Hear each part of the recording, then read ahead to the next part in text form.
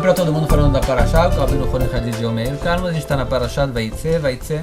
A Parashá é importante porque o livro do Kuzari, né, que é o principal livro filosófico do povo do judaísmo, como já disse o Gaon Mivilna, né, ele escreve, alguém me perguntou uma vez, quando começou o povo judeu? Na verdade, o povo judeu começou no Monte Sinai, tá certo. Mas no livro do Kuzari já explica que, não sei como chamar isso, né, a força espiritual particular, uma raiz espiritual que tem como missão transmitir o espiritualismo para o mundo, ser um ponto de transição entre Deus e o mundo, já existia antes também e foi passado de geração em geração, de pessoa particular para pessoa particular, desde Adam Arishon, frente a Shet, o seu terceiro filho que nasceu, até Noach, e depois até Abraham, Yitzhak, Yaakov, sempre de pessoa a pessoa. Yaakov foi o primeiro que conseguiu ter 12 tribos, que todas elas continuaram como representantes dessa força espiritual que tem que ser trazida para o mundo, que é uma coisa importante. Por isso, nessa Parashá, na verdade, vem a ramificação, né, pode-se dizer talvez, do povo judeu, que vem se apresentado com várias forças. Mas dentro dessa história toda, o que eu queria entrar um pouco talvez é uma personalidade que a gente não fala muito normalmente, mas que é muito forte, como a gente encontra aqui. A mulher de Yaakov, Leá. Yaakov casou com duas irmãs, né, Leá e Rachel. Que não vamos entrar agora como ele pôde casar com duas irmãs, que é proibido pela Torá, mas ele casou com a Leá e com a Rachel.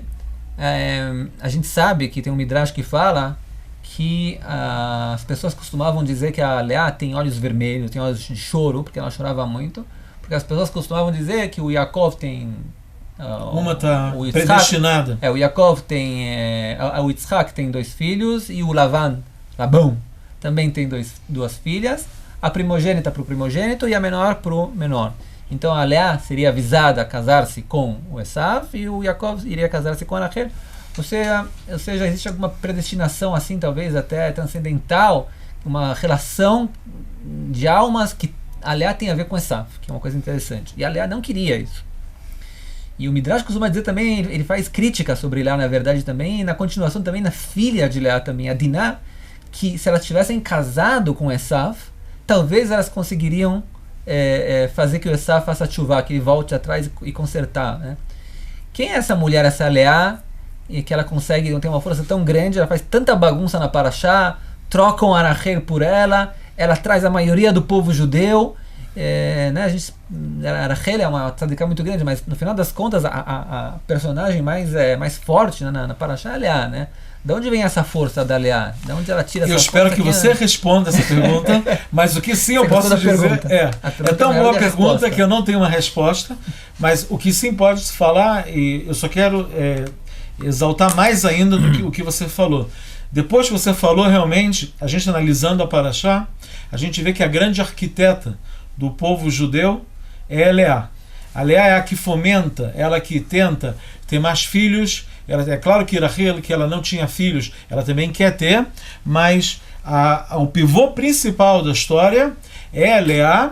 E ainda o judaísmo, que vem de judeu, Judá é filho da Leá. Filho da Leá. O rei da exatamente. De Leá. E apesar de que ela está num plano inferior em relação a Rachel, porque Rachel é dominada por Yaakov, depois mesmo da morte dela, que Yaakov fala para o filho, para José, que a sua mãe, que é a minha esposa, que a Raquel, ela era como se fosse a esposa oficial de Yaakov, e Leá, ela está como se fosse no segundo plano, a nível matrimonial.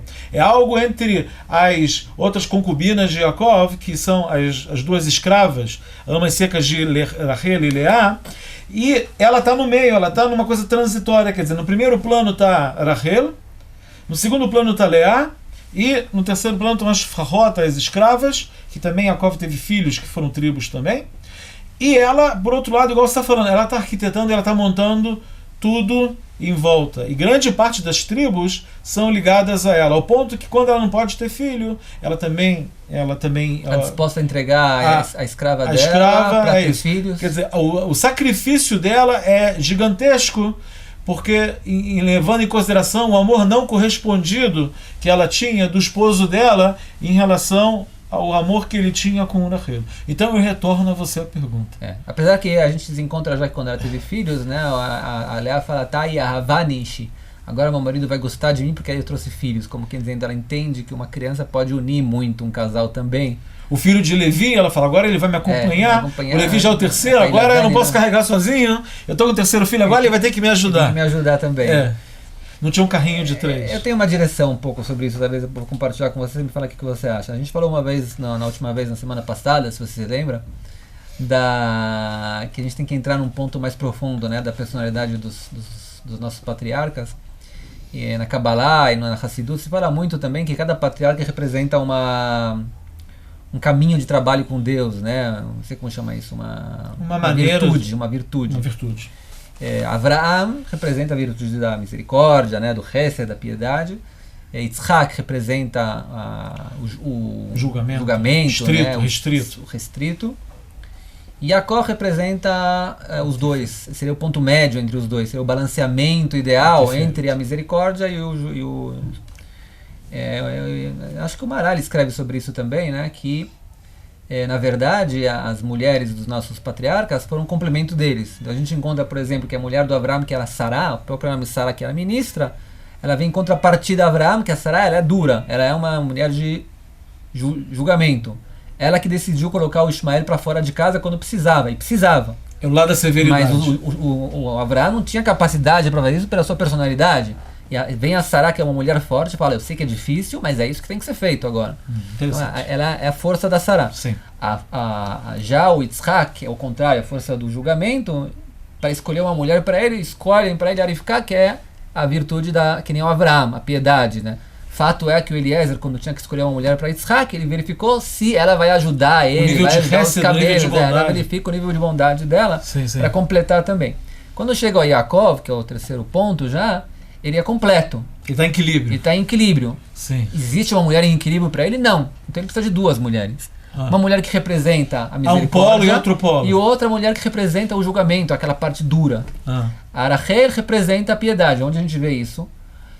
A famosa história, né, que está escrito que quando, na nossa Parashá, o Lavan, o pai da Leá e da Rachel, trocou as mulheres, a Rachel pela Leá. Ela ajuda a irmã. Então a Rachel tinha combinado um sinal com Jacó, e a Rachel tem pena da irmã dela e dá os sinais para ela, para não ter vergonha. Quer dizer, ela faz um hesed, uma piedade, mas essa é a força da Rachel.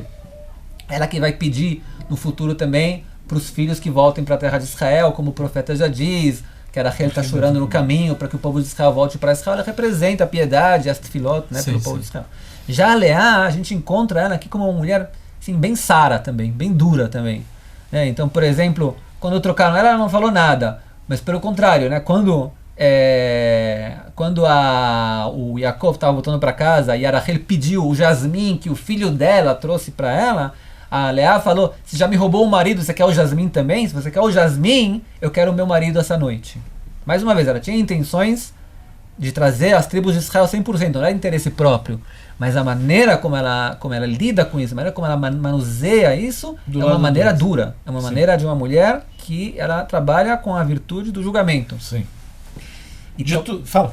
Não, completa. Não, só queria, de tudo que você falou eu aprendi uma coisa. Igual a semana passada a gente falou de Esaf e Yaakov, que a gente tem que estar consciente das duas forças internas, que a gente tem uma mais física, uma mais assim, e um lado mais espiritual. Existe também esse lado de piedade e severidade dentro da pessoa, e a gente tem que estar consciente que às vezes a gente peca por isso, ou a gente é muito duro com uma coisa, ou muito mole com alguma coisa, como diz o passuco, né? Pessoa que não consegue educar forte o seu filho às vezes quando precisa, ele está faltando alguma coisa. Então a gente tem que conseguir exatamente oscilar entre esses polos, e não é uma coisa fácil em muitos aspectos. Fato é que o Yaakov conseguia fazer isso, e as mulheres tinham que ter duas mulheres, como eu estou afirmando, né? A gente não está falando para ninguém fazer bigamia aqui, claro, né? não é que ninguém subentenda isso. Quem quiser, tem em espanhol um vídeo que a gente fez, chamou Bigamia no Judaísmo, foi essa Parashá, pode procurar. A gente está falando em termos espirituais. O título foi bom, entraram cheio de gente para ver, porque quando você escolhe um bom título, pessoal, então vamos ver que título escolheu para essa Parashá, aí vocês entram para ver o vídeo. O que você queria complementar? Se é assim, talvez, então poderia ser essa a ideia, então, né? A Leá é a força dura, né, do julgamento. Isso também o Esav representa, que nem você explicou semana passada, né? O Esav também representa essa força dura de ordem no mundo, de tudo a força no mundo, de organizar, né? uma força muito forte, essa tirana. Só que ele não conseguiu, né, visar isso no caminho para o judaísmo, né, unir Yaakov junto com ele para poder partir para um caminho conjunto. Sim. Já a Leá, toda essa força enorme que ela tinha, essa força dura que ela tinha, ela usava tudo isso o tempo todo para o caminho, para o trabalho de Akadosh Baruch Hu, de Deus. Ela usa isso para trazer gerações futuras. Ela usa isso para poder se juntar com um homem santo que nem o Yaakov. Ela vai brigar por isso, o que for necessário, ela vai brigar por isso. Porque ela tem uma vontade muito forte de poder... ela usa essas forças, pode se chamar um pouco negativas, fortes, duras por vezes, para poder se unir a Kedushá, a santidade, né? E talvez seja por isso que ela tinha força tão forte que se ela se unisse a Esav, ela poderia ser a antítese do Esav e conseguir converter ele para um novo tipo de trabalho. Isso talvez tenha a ver com Yosef também, mas isso já é um caso, acho que para a semana que vem, né? A parte também, como Yosef também tinha essa força também, apesar que ele era descendente de Rachel, né? E não, mas ali a gente vê como ela tinha uma força muito forte de julgamento, né? Seria assim, e ela poderia, não fez no final das contas, mas poderia. A Diná também, a Diná, a filha dela, vem da palavra Din. Din é julgamento, quer dizer, e a Diná também está escrito que ela poderia converter o Esav.